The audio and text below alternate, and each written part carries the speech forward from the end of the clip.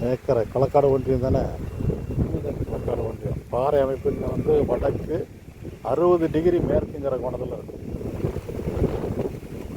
ஒரு 30 டிகிரி வடக்கு நோக்கி இருக்கும். ஏறக்குறைய கிழக்கு மேற்கு நினைக்கிறேன். அதனால தான் வடக்கு நோக்கி ஸ்கேன் பண்ணுறோம். இது 2வது ஸ்கேன். இந்த ஆய்வின் நோக்கம் வந்து கிணறு பாயிண்டை கண்டுபிடிக்கிறது. முதல் ஸ்கேன் பாயிண்டில் ஒரு இடத்துல அடையாளம் வச்சுருக்கோம். ரொம்ப சுமாரான ஒரு பாயிண்ட்டு. 40 அடிக்குள்ளே ஒரு ஈரப்பதம் தான் தெரியுது. அதுக்கெல்லாம் ஒன்றும் இல்லை. இது 2வது ஸ்கேன் ரொம்ப நிறுத்தியாக பார்க்கும்.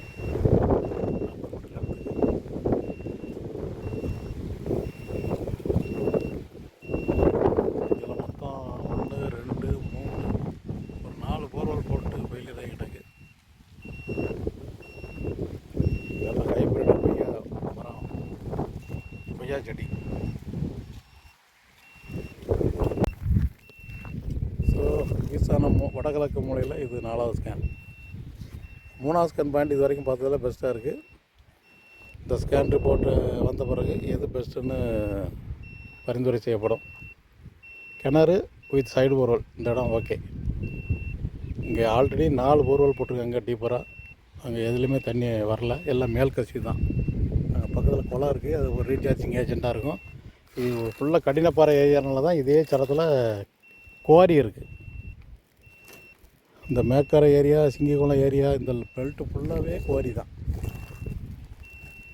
இங்கே நான் போர்வெல்னு போட்டது அது நான் என்ன சொன்னேன், காடு வெட்டி சடையமான் குளம் நிலத்தடி ஆறே ஓடுது.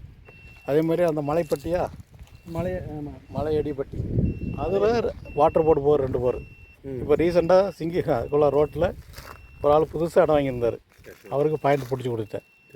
60 அடியிலேருந்து 150 அடியில் நல்ல தண்ணி, 2 இன்ச்சு தண்ணி. அது இப்போ தான் ஒரு மாதத்துக்குள்ளே. மேக்கரை முதல் ஸ்கேன் ரிப்போர்ட் ஒன்றும் பெருசாக பாயிண்ட் இல்லை.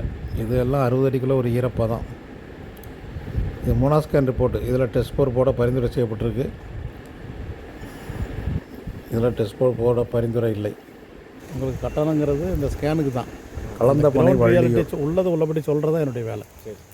இது உங்கள் இடம், இந்த பாறை அமைப்புக்கு ஏற்ற மாதிரி ஸ்கேன் பண்ணுறேன். இது இவ்வளோ இடத்த அது வெட்டி உங்களுக்கு நமக்கு உள்ளங்கையில் ரிப்போர்ட்டை காமிச்சிடும்.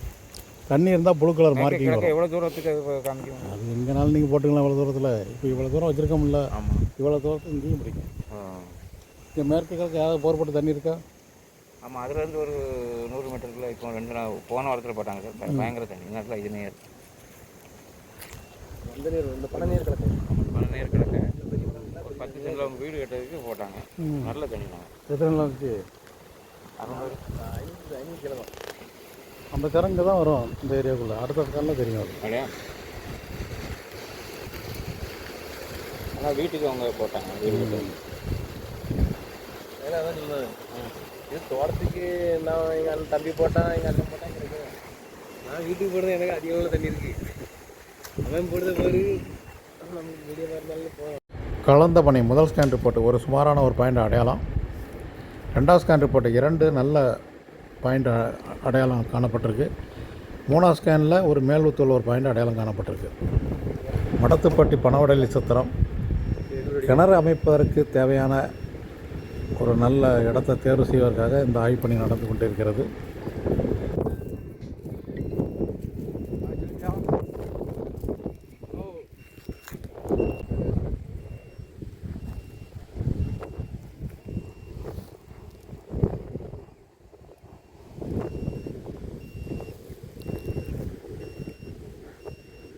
தென்னை இப்போ நான் வாங்கி பார்த்து கொடுத்தேன். அது அந்த தென்னை இது வேறு, இது மெட்ராஸ் இருக்கா? Okay okay. இதுக்கும் கிழக்கையும் அவங்களுக்கு பார்த்து இது கிளவிட்டாங்க. முள்ளிவழி விடுவோம் இல்லை? ஆமாம் ஆமாம், அதான். சரி சரி.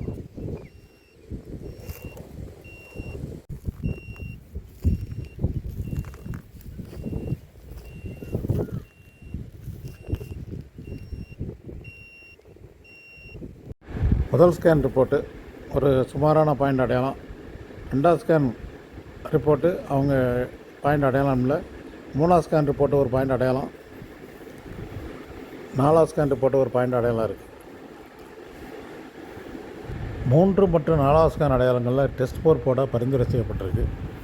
100 அடி ஆழத்துக்குள்ளே ஈரம், சகதி அல்லது ஓரளவுக்கு தண்ணீர் கிடைத்தால் அதில் கிணறு அமைக்கலாம்.